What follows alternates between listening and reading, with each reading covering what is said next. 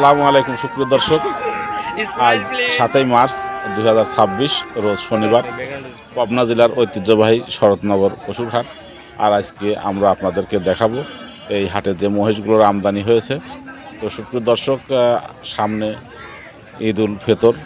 তো ঈদ উল ফিতর উপলক্ষে যারা মহিষের মাংস কিনতে আগ্রহী তারা এই পাবনা জেলার শরৎনগর হাটে এসে মহিষ ক্রয় করতে পারেন। আর এই হাট প্রতি সপ্তাহে শনিবারে অনুষ্ঠিত হয়।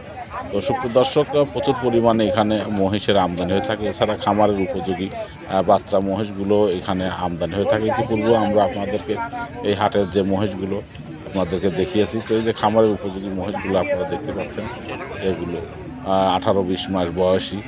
তো সুপ্রিয় দর্শক, যারা আগামী কুরবানি ঈদকে সামনে রেখে সংগ্রহ করতে চান তারাও এই হাটে এসে সংগ্রহ করতে পারবেন। এই সকল মহিষগুলো আগামী কুরবানির ঈদে আপনারা মোটা তাজাকরণের মাধ্যমে আগামী কুরবানিতে প্রস্তুত করতে পারবেন। তো সুপ্রিয় দর্শক, পাবনা জেলার যে কয়েকটি মহিষ হাট আছে, তো তার মধ্যে এই অরণখোলা হাট এবং শরৎনগর হাট একটি ঐতিহ্যবাহী হাট, যেখানে প্রচুর পরিমাণে মহিষের আমদানি হয়ে থাকে। এছাড়া গরু এবং যে দুধের গরু, বকনা বাছুরগুলো আমদানি হয়ে থাকে। পাবনা সিরাজগঞ্জ একটি দুধের গরুর জন্য ঐতিহ্যবাহী অঞ্চল। তো সুপ্রিয় দর্শক, আপনারা দুধের গরু কেনার জন্য এখানে আসতে পারেন। আর যারা মাংসের মহিষ বা খামারের উপযোগী মহিষ ক্রয় করতে চান তারা আপনারা এই শরৎনগর হাটে এসে ক্রয় করতে পারেন। এছাড়াও এই হাটে দুধের মহিষেরও আমদানি হয়ে থাকে।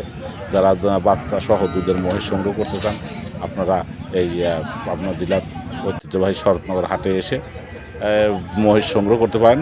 সুপ্রিয় দর্শক, আমরা প্রতি সপ্তাহে আপনাদেরকে এই হাটের যে আপডেট মহিষগুলো এবং এখানকার বাজার কেমন, এই যাবতীয় তথ্যগুলো তুলে ধরার চেষ্টা করি। তো আপনারা যারা আমাদের এই চ্যানেলের নিয়মিত দর্শক তারা অবশ্যই আমাদের যে হাটের ভিডিওগুলো আপনারা দেখেছেন। তো আগামীতে যারা ঈদ উপলক্ষে মহিষ সংগ্রহ করতে চান আপনারা এই পাবনা জেলার শরৎনগর হাটে এসে সংগ্রহ করতে পারেন। সুপ্রিয় দর্শক, আজকের মতো বিদায় নিচ্ছি। পরবর্তীতে দেখা হবে আগামী কোনো ভিডিওতে। আজকের মতো বিদায়, আল্লাহ হাফেজ।